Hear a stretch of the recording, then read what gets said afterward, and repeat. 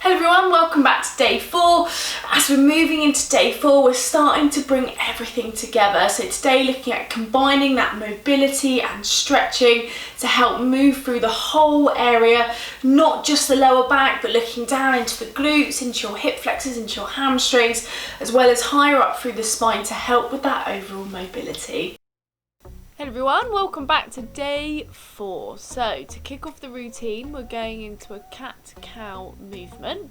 This is a great way to add flexion and extension into the lower back, which are the fundamental movements in that area, as well as stretching out through the muscles and allowing that integration through the whole spine. So not only just moving the lower back, but relating that with the neck movement and the upper kind of middle back area into that thoracic region. We're wanting to add in that movement. So same with everything else, even though we're moving on to day 4, only go within a range that feels comfortable for you. So you want to build it up over time. Once we've done the typical cat-cow, we then want to go side to side with this movement.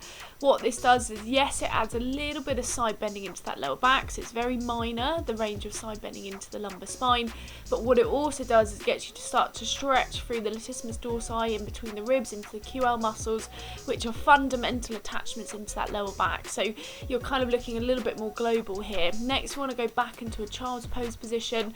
When we bring the knees outwards slightly, this is absolutely fab for opening up through the hips, but also adds this lovely decompression into the lower back. So a really nice way to do this. If it's too much going back or it's too uncomfortable in the hips, you can either bring the knees further apart or just don't go back so far. So you can really choose whichever way feels more comfortable for you.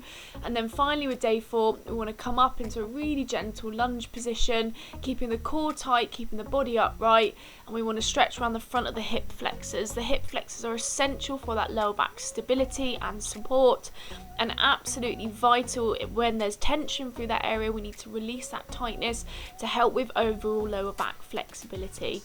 Like with the other routines, as we're going into 5, 6 and 7 days for this routine, we're going to be adding in deeper stretching, deeper movement, as well as a little bit of strengthening as well. So again, only doing what feels comfortable for you and building it up gradually over time.